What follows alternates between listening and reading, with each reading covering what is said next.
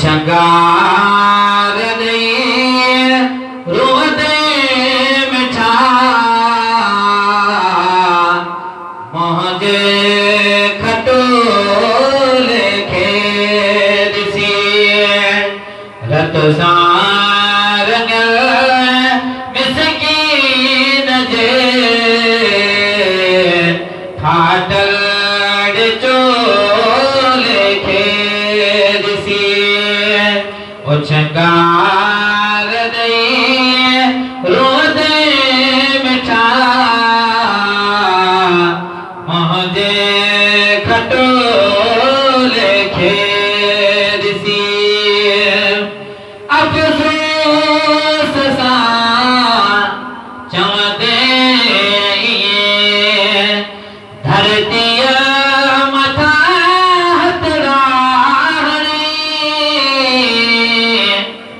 अफसोस सा चमदे धरती मथा हथरानी धरती मथा हथरानी चमदे तमा यरछा कयो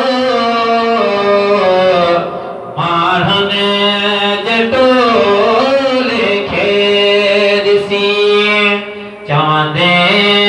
तमा यरछा कयो मारन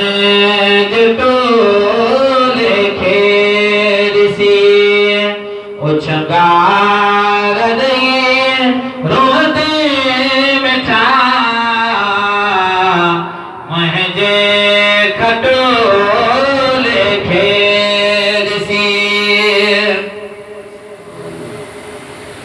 मता पोचवी सुधगान पे इतला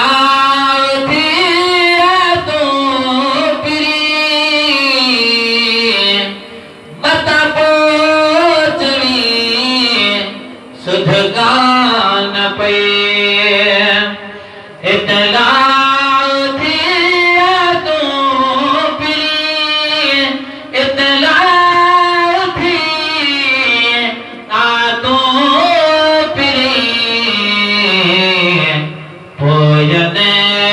पसा हन बेची बन जाए गोले खेद सी पोयने पसा हन बेची बन जाए गोले खेद सी उछंगार दे रोदे मिठा महजे खटोले खेद सी रत सारंग मिसकीन जे फाटल चोले खेद सी मिठा बैठ को मौत को मिन्नत मुझे साथ सदो मिठा बैठ को मौत को मिन्नत मुझे साथ सदो मिन्नत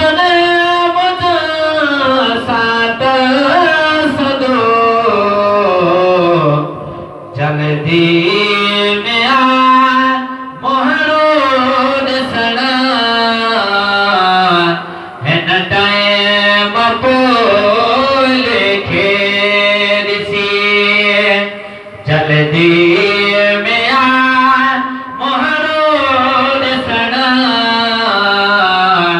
है न टाइम पोले खेद उछंगार दई रोदे मिठा मुझे खटोले खे ॾिसी अरमान फरमान खे पहुते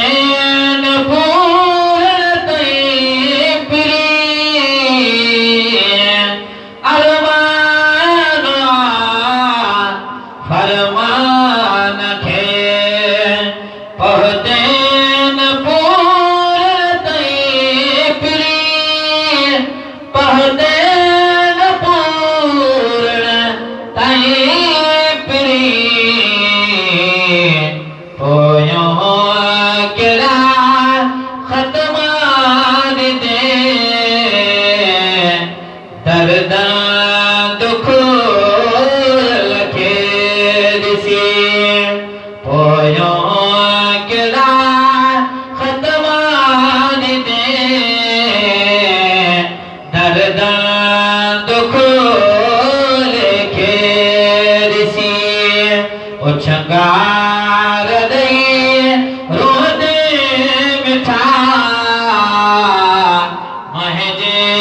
खटोले खे ॾिसी रत सां मिसकीन जे फाटल जो